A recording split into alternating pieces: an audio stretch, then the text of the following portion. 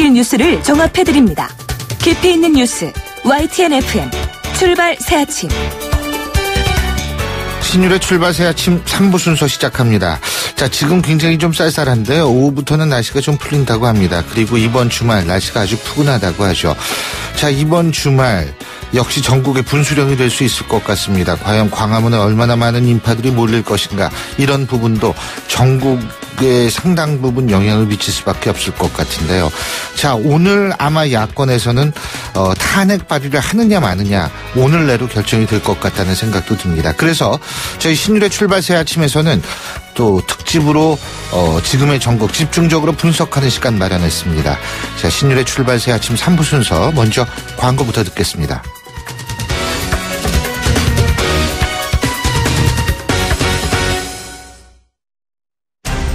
온도와 습도를 항상 일정하게 유지시켜주는 항온항습기 전문기업 AR. 전산센터, 반도체 공장, 미술관, 박물관, 귀중품 보관실을 30년 축적된 기술로 AR이 지켜드립니다. 24시간 확실한 서비스 보장 031-497-0561. 아유, 세 단계 종이 또 걸렸어? 정말 대본 하나 하려다가 미치겠네. 내가 진작 현대오피스로 바꾸라니까. 오늘 다 날 셀 거야. 이제 스트레스 받지 마세요.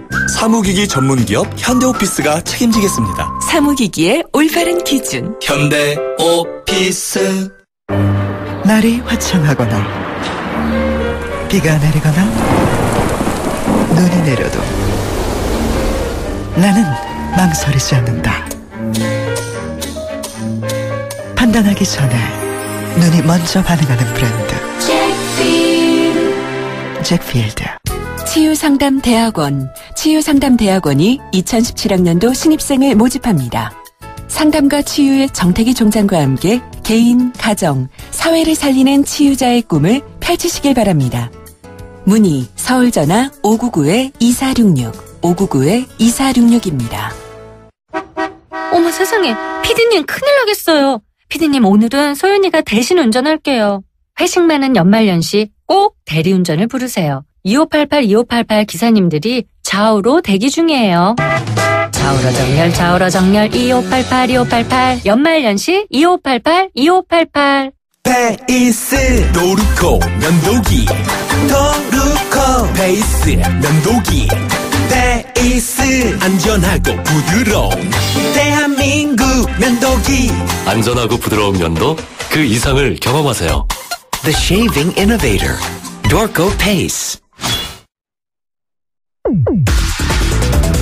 송곳 같은 말, 허무한 말, 우리가 주목해야 될 말을 전해드립니다. 왁자지껄, 말. 촛불 민심이 국회 쪽으로 휘일 것이다. 더불어민주당 김종인 전 대표가 정치권이 촛불의 의미를 파악하지 못한다면서 한 얘기입니다.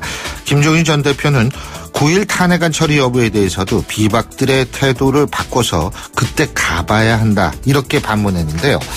김종인 전 대표가 말한 촛불의 방향 전환은 이미 지난번 대통령의 3차 대국민 담화에서 예측됐었습니다. 한마디로 청와대 측은 대통령의 제안을 국회가 받아들이지 못하고 우왕좌왕할 것이라는 점을 미리 예측했다는 건데요. 그런 예측대로 지금 정치권이 움직이면서 국민들은 정말 기댈 곳이 없다고 생각할 수밖에 없게 됐습니다. 만일 대통령이 내주에 자신의 퇴진 시기를 4월로 못 박으면 탄핵은 어려워집니다. 그래서 아마도 김종인 전 대표는 이런 발언을 한 것이라고 생각합니다.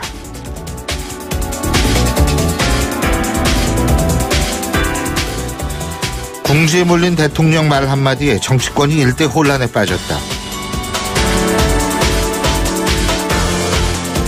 새누리당을 탈당한 무소속 김용태 의원이 한 얘기입니다.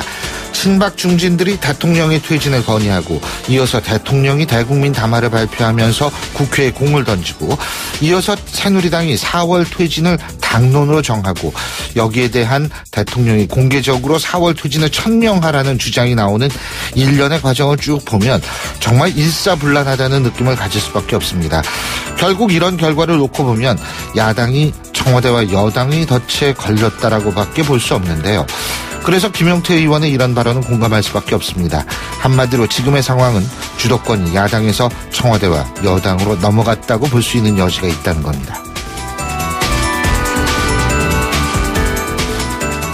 경호팀으로부터 들었는데 돌아오는 차 안에서 우셨다고 한다.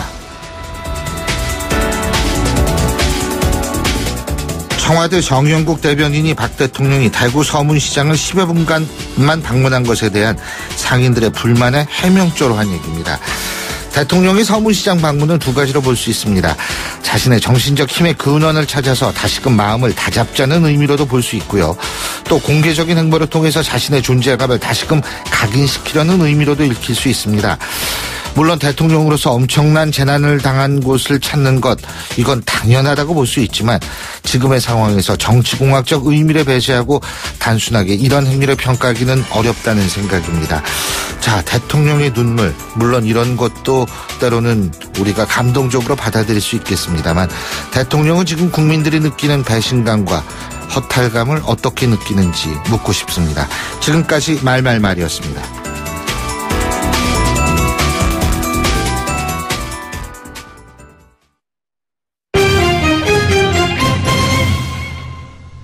예, 경제 뉴스 알아보겠습니다. 한국경제신문의 정인설 기자 전화 연결돼 있습니다. 안녕하십니까? 안녕하세요. 중국 정부가 롯데에 대해서 전방위적으로 조사에 나섰네요. 예? 네, 롯데가 여기저기서 동네북이 되고 있는데요. 글쎄 말이에요. 말씀하신 대로 전방위적, 동시다발적이라는 표현이 딱 맞는 것 같습니다.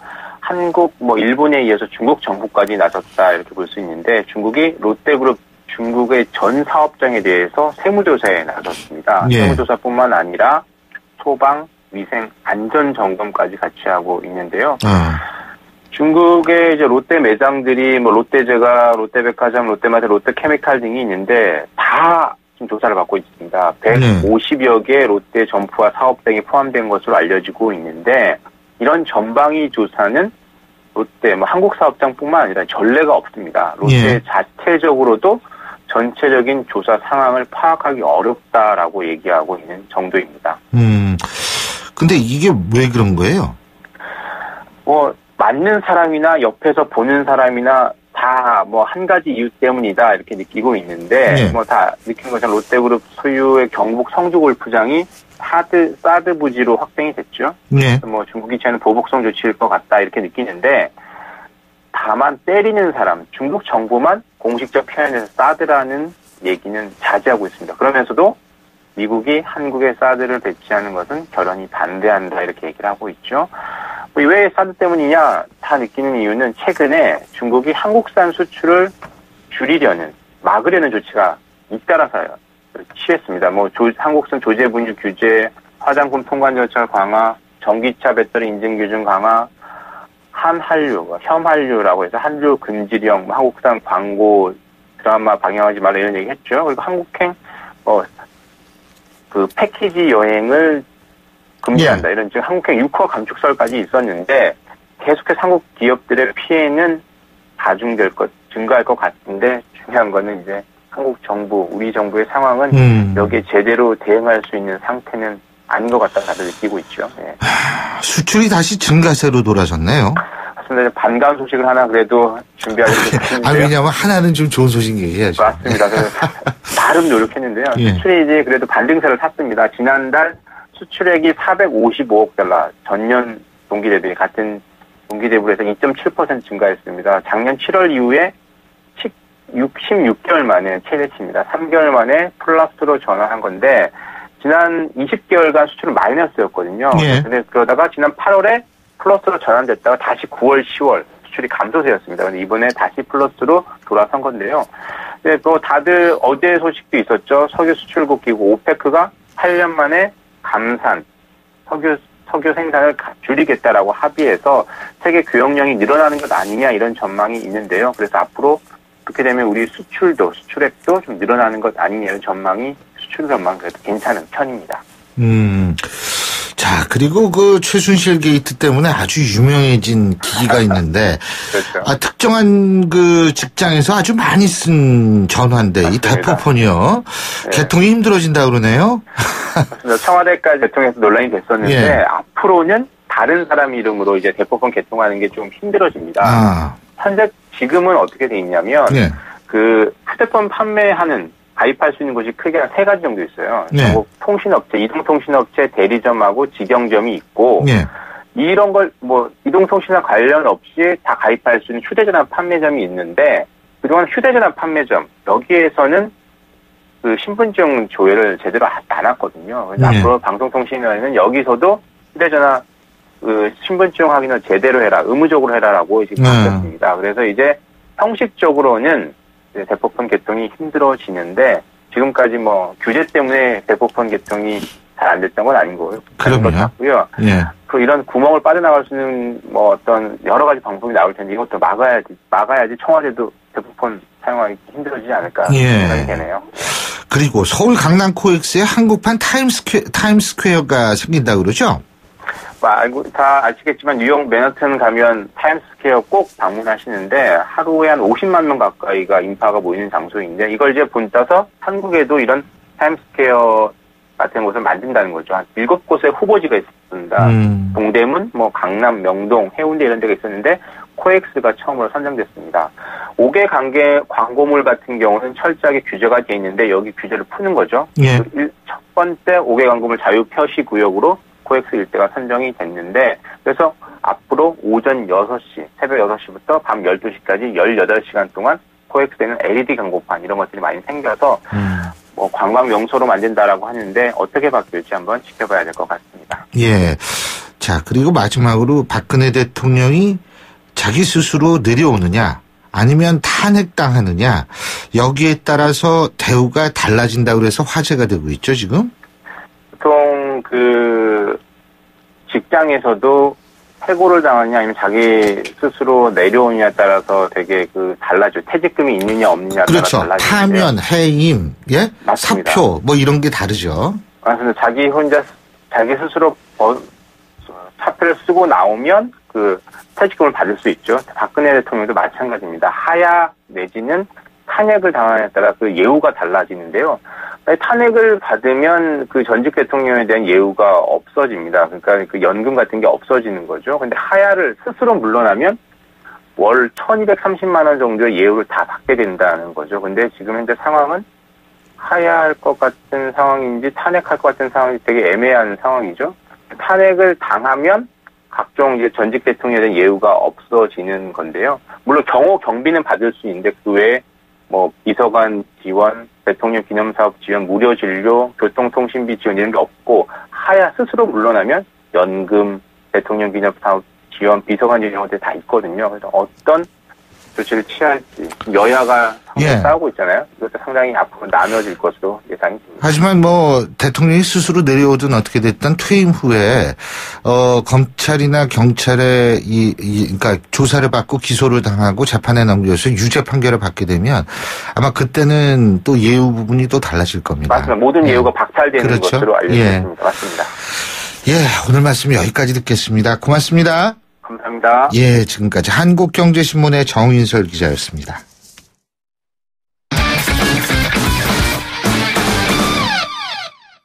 자, 스포츠 소식 알아보겠습니다. 최동호 스포츠 평론가 전화 연결도 있습니다. 안녕하십니까? 예, 안녕하세요. 프로야구 LG가 신임 단장에 송구홍 운영총괄을 선임을 했는데, 예. 근데 이분이 야구 선수 출신입니까?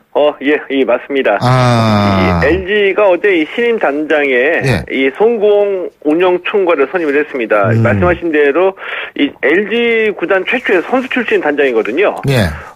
LG와 뭐 혜택 쌍방울 등에서 활약하면서 이 통산 타율 2할 7분 1리를 기록했고요.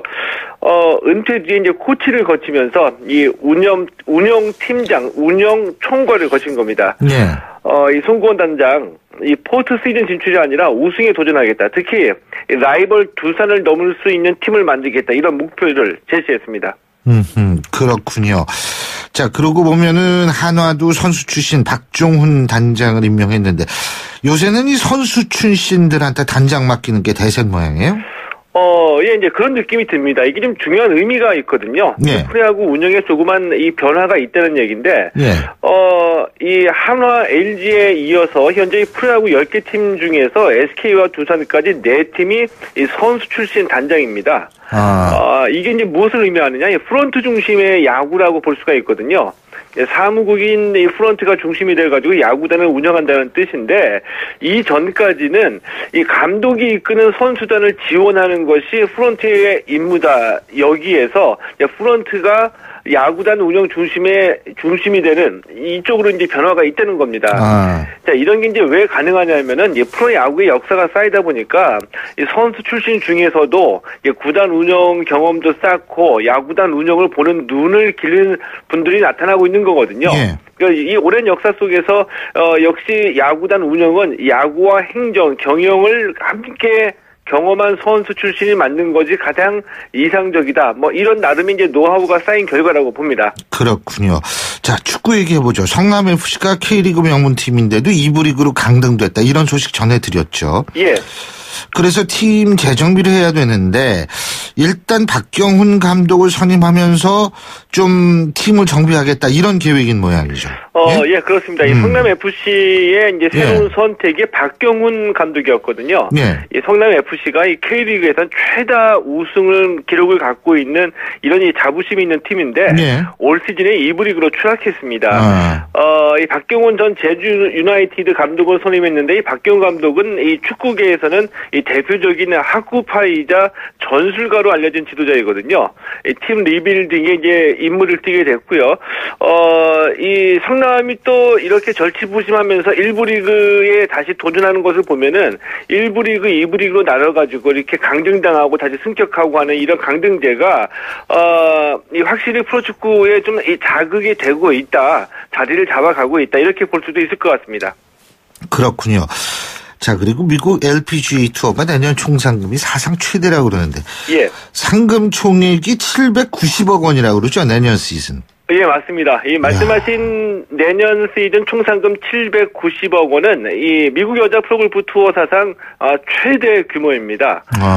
어제 이제 LPGA 투어가 내년 시즌 발표했는데요. 이 총 35개 대회를 치르고 이 총 상금이 6,735만 달러, 790억 원이라고 발표를 했습니다. 눈에 띄는 대목은 이 내년에 US 오픈 대회를 미국 대통령 당선자죠. 이 도널드 트럼프가 소유한 내셔널 골프 클럽에서 개최하겠다 이렇게 일정을 잡아놓은 것이 눈에 띄기도 하고요. 이 총 상금이 이렇게 늘어났다는 거, 후원 기업이 늘어났다는 뜻이고 후원 기업이 늘어났다는 것은 그만큼 여자 골프 투어에 대한 관심과 인기가 늘어났다 이렇게 보셔도 될 것 같습니다. 어차피 이거 절반은 우리나라로 들어오는 거 아니에요? 예. 자, 그리고 프로농구에서는 삼성이 잘 나간다고 하는데 올해 프로스포츠에서는 삼성이 축구, 야구, 배구 모두 다 부진한데 농구는 그래도 조금 나아요. 예? 예, 맞습니다. 어제 이 프로농구 서울 삼성이 원주 동부를 이기고 홈 경기 11연승 기록을 세웠거든요.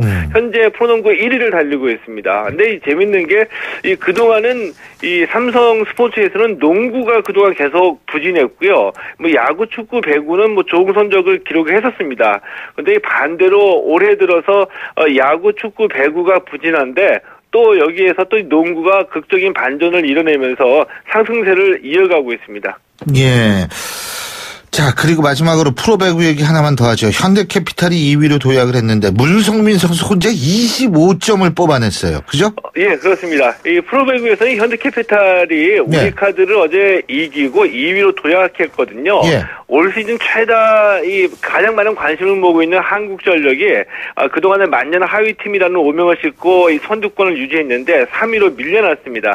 어제 경기에서는 문성민 선수가 25득점을 뽑아내면서 공격을 주도해서 이 현대캐피탈의 승리에 원동력이 됐습니다. 예, 오늘 소식 잘 들었습니다. 고맙습니다. 예, 고맙습니다. 예, 지금까지 최동원 스포츠평론가였고요. 신율의 출발새 아침 3부 순서 여기서 줄입니다. 잠시 뒤 4부에서 뵙겠습니다.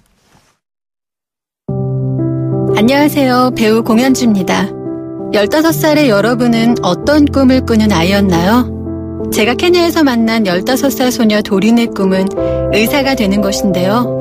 학교에 가는 것을 무척 좋아하는 도린이 학교를 빠질 수밖에 없는 이유는 단지 여자로 태어났기 때문입니다. 우리와 너무 다른 그동안 말하지 못한 소녀들의 이야기 궁금하지 않으세요? 여러분의 관심으로 소녀들이 다시 꿈을 꿀 수 있습니다. 지금 월드비전 꽃들에게 희망을 캠페인을 검색하세요. 월드비전 꽃들에게 희망을. YTN 라디오 캠페인 더 가까이. 안녕하세요. 재즈 보컬리스트 이동우입니다. 날씨가 많이 추워졌죠? 저는 벌써 옷 속에 내복을 챙겨 입기 시작했습니다. 와, 따뜻하더라고요. 실제로 내복 한 겹 더 겹쳐 입는 것만으로도 우리 체감 온도는 약 2.4도 올라간다고 하네요. 실내 온도를 높이지 않아도 되니까 그만큼 에너지도 절약되고 온실가스도 줄이고 지구 온난화도 막고 이런 걸 일석사조라고 하는 건가요? 올겨울 추운 날엔 난방기를 틀기 전에 내복부터 챙겨보세요. 아, 함께 있는 옆 사람과의 거리도 조금 더 가까이 해보시고요. 어때요? 벌써 따뜻해지셨죠? 때론 눈에 보이지 않는 것들이 우리를 더 따뜻하게 살아가게 한답니다. YTN 라디오 캠페인 더 가까이. 한국환경공단과 함께합니다. 골프 장갑도 Gmax. 생산 장갑도 Gmax. 헬스 장갑도 Gmax. 가죽 장갑도 Gmax. 장갑하면 Gmax. 대한민국 우리 장갑 Gmax. 30년 한길 범양 글러브가 만듭니다. 글러브 맥스 Gmax. 일제강점기 조국 항일투쟁에 독립자금을 보태었던 재외동포. 근대화 시기에는 선진기술과 인재를 길러 경제발전의 밑거름이 되어주었고, 지금은 경제 영토를 넓히며 한류 확산과 모국의 역사, 문화를 바로 알리기 위한 공공외교를 실현하고 있습니다.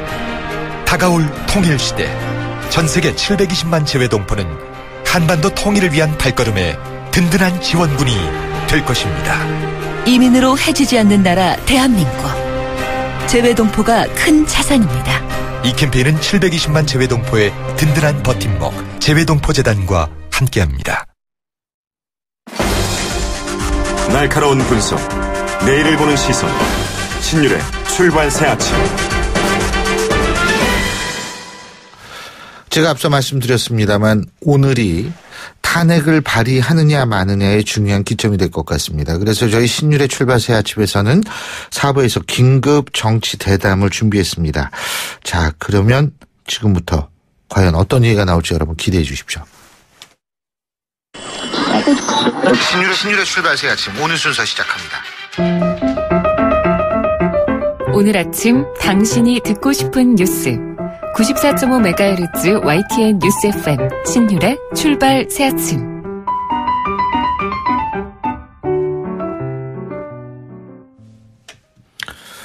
예, 지금 워낙 특별한 상황이라서요. 특별하게 긴급 최고위원회를 소집했습니다. 오늘도 두 분 나와 계십니다. 데일리안의 이종근 논설실장 나와 계십니다. 안녕하십니까? 네, 금요일에도 침찬 출발입니다. 이종근입니다. 네, 방송계 촛불 서양호입니다. 아, 이젠 뭐 그냥 얘기를 안 해도 그냥 알아서 해주시고 고맙습니다. 예. 아유, 근데 어쨌든 이 최순실 덕분에 참 두 분 진짜 바쁘시고, 그런데, 자, 먼저, 3차 대국민 담화를 지난 화요일날 발표했죠. 근데 이 부분이 상당히 중요한 것 같아요. 이것 때문에 지금 정치권이 완전히 분위기가 바뀐 게 아니라 막 우왕좌왕하고 있는데, 자, 이 부분부터 얘기를 해보겠습니다. 그러면, 어떻게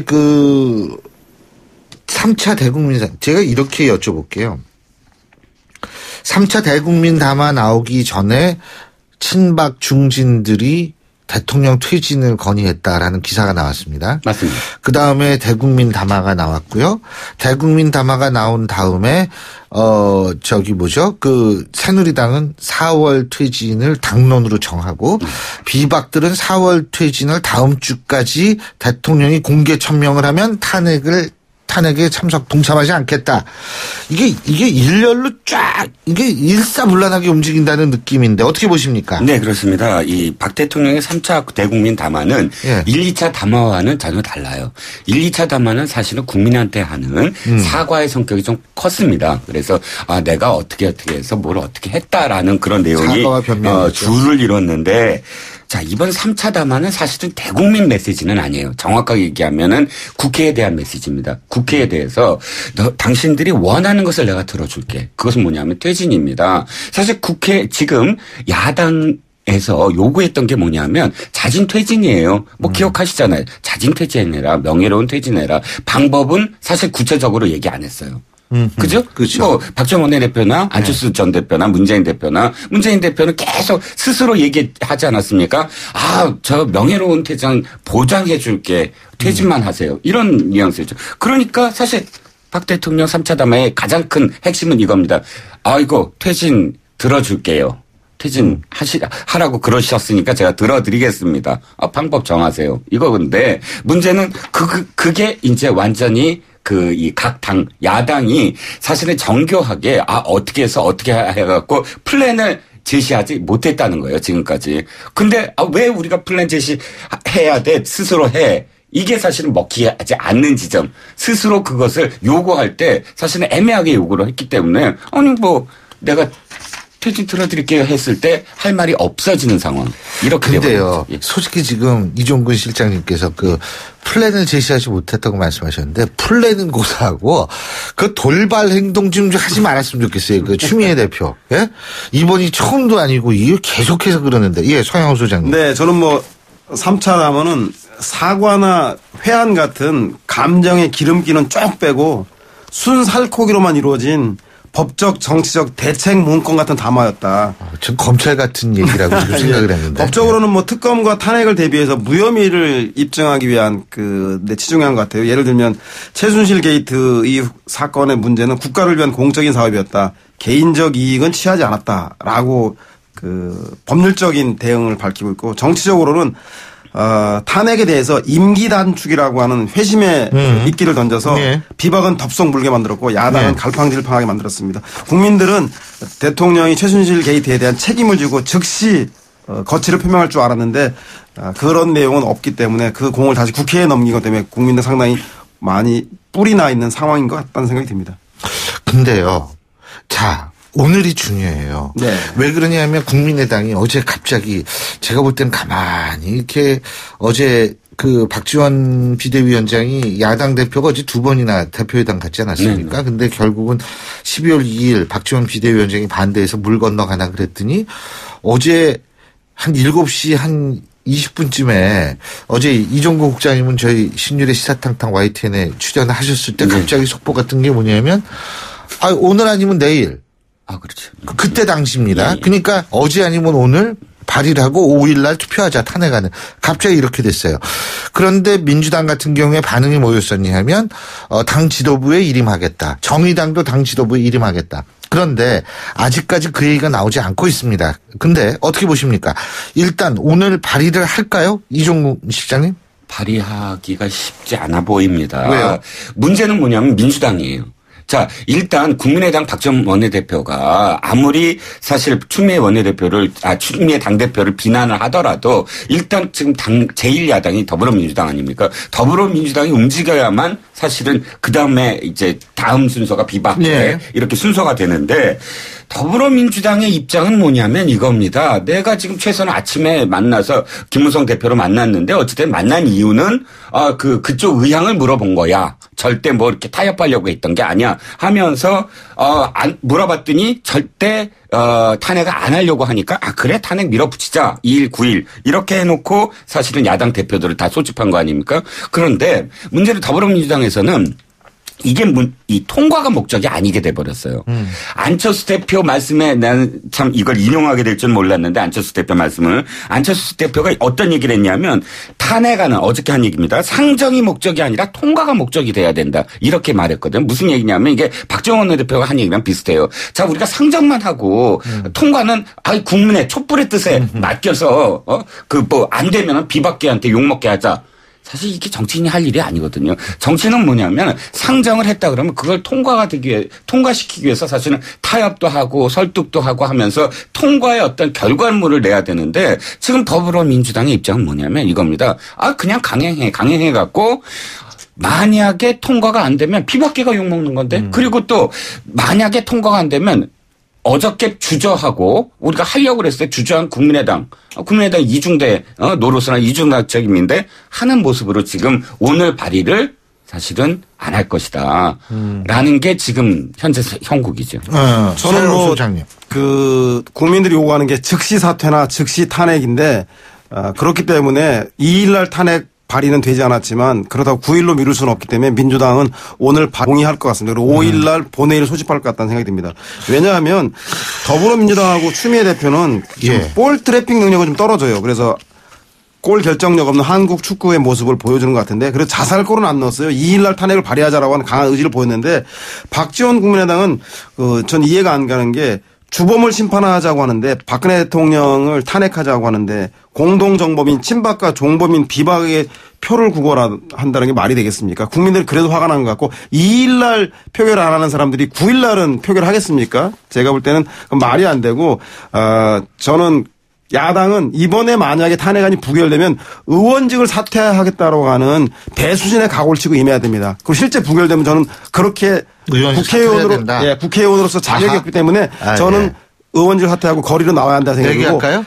비박도 제가 볼 때는 만약에 이것을 부결시켰을 경우에 그렇다면 최순실 게이트에 대해서 용서하는 것인지에 대해서 국민들이 친박과 비박 또한 여당 또한 용서하지 않을 거라는 걸 알고 신중하게 탄핵에 대한 찬반에 대한 입장을 정해야 할 것 같습니다. 자, 지금 서영 소장님이 두 가지의 중요한 아젠다를 던져주셨다고 저는 생각을 합니다. 일단은 5일 날 한다. 우리가 탄핵 표결을 5일 날 한다. 그러니까 다음 주 월요일이에요. 그죠? 다음 월요일인데 한다라고 했을 때 의사 일정을 과연 새누리당이 거기에 응해줄 것인가 하는 부분이 저는 일단 중요하다고 봐요. 이게 그렇죠. 의지로만 되는 것은 아니거든요. 어떻게 보십니까? 자, 오늘 발의를 해야지만 됩니다. 오늘이 무슨 날이죠? 예산안이에요. 예산안은 서로 저기가 있어요. 카드라는 게 있어요. 예산안은. 본회의장에서 그러니까 예산안이 통과되는 날은 사실 다른 의제가 사실 쉽지 아니한 것이 예산안 자체가 큰 어떤 패키지 딜 카드거든요. 이게 옥신각신 하지 않은 해가 없었어요. 어느 해든 쉽게 통과됩니까? 늘 마지막 날까지 늘 예산안이 이제 문제가 됐는데 더군다나 최순실 게이트 때문에 이번 예산안 심의 제대로 됐습니까? 국민들이 예산안이 어떻게 됐는지 전혀 모르잖아요. 이런 상황 속에서 이 새누리당이 이 예산안 이외에 또 5일 전혀 이 의제로 이 생뚱맞은 상황이 돼버렸잖아요. 월요일 날 다시 이걸 열자고 한다면 새누리당 절대 받아들일 리가 없는 상황이에요. 더군다나 더불어민주당은 이렇게 계산할 겁니다. 오늘 촛불 보고 하자. 오늘 촛불이 또다시 결과를 보고 내일 촛불이죠. 내일입니다. 죄송합니다. 내일 촛불 보고 하자라는 의견도 있을 거예요. 오늘 굳이 발의를 안 하고 그러면 더불어민주당과 새누리당의 어떤 상황 둘이 어쨌든 예산안 갖고 오늘 본회의장에서 이 통과를 시켜야 되는 어떤 상황인데 굳이 오늘 발의를 할 것이냐 저는 안 된다고 봅니다. 만약에 새누리당 여당이 특히 비박계가 탄핵 발의에 대해서 동의하지 않는다면 국민들은 새누리당은 탄핵에 반대하는 세력으로 인정합니다. 발의는 문제가 없잖아요. 야당만 하더라도. 본회의 의사일정을 소집하지 않는 합의를 안 해주는 것조차도 탄핵을 반대하는 것으로 국민들은 이해할 수밖에 없기 때문에 저는 새누리당이 과연 국민들의 최순실 게이트에 대한 박근혜 대통령의 이 분노에 대한 부담을 과연 거부할 수 있을 것인지에 대해서 만약 거부한다면 저는 새누리당이 최순실 게이트의 공동 정범인을 스스로 입증하는 거기 때문에 저는 이 의사일정 합의에 나서지 않을 수 없다. 그렇게 판단하고 있습니다. 그런데 서 소장께서 계속 표현하는 그 공동 정범이라는 범인이라는 그 표현이 바로 비박계의 딜레마예요. 자, 비박계가 만약에 찬성한다 그러면 그 영웅이 됩니까? 영웅되지 않아요. 어차피 지금 표현했듯이 공동 정범인데 죄를 얼마큼 사해 주느냐 이 정도예요. 비박계 입장에서는 그렇게 받아들일 수밖에 없어요. 그렇게 몰아붙여 버리면 어차피 영웅도 아니고 자기네들은 지금 배신자 소리를 들어야 돼요. 자기 지역구라든지 자기 원래 토대에는. 근데 어차피 너네 공동 정범이니까 그 죄 요만큼이라도 사해 줄 테니까 빨리 용서를 빌고 찍어. 이렇게 지금 몰아붙이는데 비박이 그걸 들어줄 수가 있습니까? 비박이 들어주든 안 들든 건 비박 사정이고 남이야 전봇대로 이빨을 쑤시든 우리가 그것까지 생각할 필요는 없을 것 같고 문제는 비박의 이런 박쥐 같은 행태입니다. 비박은 야당과 국민의 탄핵에 대한 요구를 빌미로 제가 볼 때는 사실상 친박과 거래를 했다라고 밖에 볼 수 없습니다. 비대위원장에 대한 얘기들에 대해서 몰밀 거래가 있었다고 그래서 새누리당이 남겠다라고 했거나 아니라면 탄핵을 주장했던 원래 원한 대로 탄핵을 주장하면서 탈당해서 제3지대에서 새롭게 정당을 하던가 이 두 가지 중에 하나인데 지금은 전자에 가깝다. 새누리당이 나오면서 당권에 대한 욕심을 가지고 있는 게 아닌가라고 국민들은 의심할 수밖에 없는 상황이라는 걸 알아야 될 것 같습니다. 근데 이게 또 여기에서 이제 하나의 중요한 그 변수가요. 다음 주에 예를 들면은 대통령이요. 예? 뭐 여야가 합의할 줄 알았는데 새누리당이 당론으로 정했기 때문에 난 그냥 4월 말에 그러면 퇴진을 하겠습니다라고 공개 천명을 하게 되면 네. 이거는 문제가 더 꼬입니다. 이제 야당의 입장에서 볼 때 뭐냐 하면 이렇게 되면 비박들은 대통령 내려온다 그랬는데 우리 왜 탄핵을 하느냐 탄핵 안 하겠다고 되면 그다음에 탄핵을 발의하는 건 진짜 보여주기식이 한 면평이다라는 비난을 받을 가능성이 높게 되는 거 아니겠어요? 이번에도 사실 3차 담화가 있자마자 안철수 대표를 비롯해서 야당 정치인들이 뭘 요구했냐면 뭘 비판했냐면 이겁니다. 아니 날짜를 적시하지 아니하고 내려온다 그러면 어떻게 하느냐. 날짜를 적시해라. 안철수 대표도 정확하게 그렇게 표현했습니다. 날짜를 적시하면 받아들이겠다. 이런 식으로 표현했거든요. 네. 그러면 지금 돌아가는 상황은 박 대통령이 그래 국회에서 합의는 보지 않았지만 그럼에도 불구하고 4월 달로 건의가 들어왔으므로 내가 전격적으로 수용하겠다라는 언급만 하면 사실은 야당이 좀 전에 3차 담화 직후에 주장했던 거를 들어주는 모양새예요. 물론 사실 그 안에는 많은 함의가 있지만 사실 그 함의가 중요한 게 아니라 표현 자체는 들어주는 게 되거든요. 그렇다면 비박은 움직일 수 없는 거예요. 그럼 지금 서 소장 말씀대로 전부 다 역적이야. 라고 욕하면 끝인가요? 저는 서 소장 말씀이 뭐냐면 이 정치라는 건 어차피 지금 이 국민들이 이 저작거리에서 혹은 거리에서 이야기하는 언어는 사실 굉장히 국민들의 마음을 울분을 토하는 건 맞아요. 그렇지만 정치는 어쨌든 타협과 협상과 설득의 예술이에요. 그런데 그것을 흑백 넌 이걸 들어주면 너는 범인이 아니고 이걸 안 들어주면 넌 범인이고 이건 거의 그 문화혁명 시절에 홍위병들의 표현랑 뭐가 다릅니까? 그러니까 흑백이 아니에요. 지금은 흑백이 아니라 어떤 결과물을 내는 게 목적 아닙니까? 그러니까 저는 어쨌든 지금 말씀하신 질문에 대한 답만 한다면 사실은 지금 탄핵은 저는 물 건너 가고 있다고 봐요. 그게 힘들어지니까 국민의당이 저는 어제 밤에 그렇게 서두르지 않았나 이런 생각이 드는데요. 저는 전 대통령이 4월에 내려와서 6월에 대선을 하든 아니 쭉 계시다가 12월에 대선하든 그 사퇴, 임기 단축의 문제와 별개로 저는 탄핵 절차는 돌입해야 한다고 봅니다. 두 가지 이유인데 하나는 역사적으로 대통령의 이런 과오에 대해서 분명히 헌법학에 대해서 기록에 남겨야 한다는 거고요. 두 번째는 야당이 튼튼한 탄핵 대우를 형성할 때만이 대통령과 여당이 집권 임기 단축이라고 하는 꼼수를 부리면서 집권을 연장하려고 하는 임기를 연장하려고 하는 이 술수에 대해서 돌파할 수 있는 창이 된다고 생각해요. 만약에 야당의 대우가 단일화하게 되면 저는 비박도 따라올 수밖에 없다는 생각이 들고 그렇게 되면 탄핵이란 카드가 퇴진을 촉진하는 거지 이것이 둘 중에 하나 선택의 문제가 아닌데 왜 임기 단축을 얘기하면 탄핵을 하지 말아야 되는지 저는 납득할 수가 없고요. 따라서 지금은 탄핵은 탄핵대로 해나가고 설사 이것을 반대한다면 과연 누가 대통령의 공범인지 분명히 국민들은 알게 될 것이고 그와 별개로 탄핵 추진 절차가 실패하든 성공하든 대통령의 거치는 대통령 스스로가 선택해야 되는 문제이지 탄핵과 연계되어서는 안 된다는 생각이 듭니다. 왜 근데 그동안 더불어민주당의 문재인 전 대표는 그동안 그렇게 탄핵은 탄핵하지 않고 어쨌든 명예로운 퇴진해라 라고 그렇게 이야기하지 않았습니까? 안 물러나니까 그렇죠. 안 물러나니까. 그래놓고서는 지금 탄핵에 단일대우라니. 대통령이 아니 4월에 물러나겠다는 게 물러나겠다는 겁니까? 아니 그럼 처음부터 말씀하신 대로 야당이 탄핵에 대해서 단일 대우를 형성시켰습니까? 더불어민주당의 문재인 대표 그 직전까지 며칠 전까지도 퇴진 얘기를 했고 그다음에 누구한테 책임이 있느냐고 한다면 저는 추미애 원내대표가 지금 당대표가 전적으로 책임을 져야 돼요. 그러니까 문재인 추미애가 무능해서 욕을 먹기로서니 이 헌정을 유린하고 파괴하고 온 국민을 이렇게 혼란에 빠뜨리는 대통령과 파렴치한 여당만 하겠습니까? 저는 본질을 혼란에 빠뜨리는 게 추미애 대표 아닙니까? 본질을 회피하지 말고요. 야당이 밉다고 해서 제가 볼 땐 여당 제가 용서되는 건 아닙니다.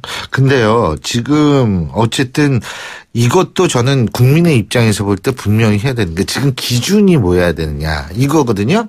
기준이 뭐여야 되냐 하면 일단 국정 공백을 최소화시키는 게 기준이 돼야 된다고 저는 생각을 합니다. 저는 박근혜 대통령이 4월에 물러나건 1월에 물러나건 저는 사실 별 관심이 없어요. 제가 관심 있는 유일한 거는 지금 40여일 동안 국정 공백이 대통령 때문에 발생했다는 것. 그리고 앞으로 이런 국정 공백이 언제까지 계속 유지가 돼야 되는 거. 대한민국이 움직여야 될 거 아닙니까? 자, 그래서 정치권에서 사실 제대로 얘기를 하려면 대통령 언제 물러나느냐 이거 가지고 싸울 게 아니고 그렇죠, 물러났을 때 어떻게 국정 공백을 최소화시킬 수 있는 방안이 뭐냐. 4월이면 그때까지 대통령이 대통령직 하라는 건지 2선으로 후퇴하고 거국 중립내각해서 총리한테 대통령이 정권을 주겠다는 약속을 받아낼 수 있다는 자신이 있는 건지 이 얘기를 해야 되는 거 아니겠습니까? 이종호 실장님. 그러니까 지금 갑자기 더 어디서부터 스텝이 꼬였냐면 자 대통령한테 빌미를 나는 줬다고 생각해요. 자 대통령이 벌써 3번인가요? 아니 저기 총리 뭐 하라고 그래서 나 총리 했는데 왜 안 받아들여? 이렇게 됐잖아요. 그다음에 날짜 정하려면 이번에도 이제 날짜 정할게 퇴진하려면 퇴진할게 이렇게 해서 사실은 혼란스러워진 게 사실은 야당이 말씀하셨듯이 정확했어야 돼요. 요구하는 게 플랜도 정하고 국정 운영의 어떤 그다음에 이걸 어떻게 할 건가를 모아졌어야 됐는데 제각각이었어요. 그래서 어쨌든 지금 이런 상황이 됐기 때문에 사형호 소장님은 이걸 꼭 기억하셨다가 월요일 날 이제 그 말씀을 해주시면 됩니다. 예, 시간 관계상 오늘 말씀 두 분 말씀 여기까지 듣죠. 고맙습니다. 네, 감사합니다. 예, 지금까지 데일리안의 이종근 논설실장 그리고 두문정치전략연구소 서영호 소장 두 분과 함께했고요. 자, 금요일에 보내드린 신율의 출발새 아침 오늘 순서는 여기서 모두 줄이겠습니다. 오늘 하루도 정치권은 무척 긴 하루가 될 것 같습니다. 바로 그 결과를 놓고 월요일 날 여러분과 다시 한번 대한민국 미래를 위해서 고민하겠습니다. 지금까지 신율이었고요. 전 월요일 아침 7시 15분에 다시 오죠. 고맙습니다.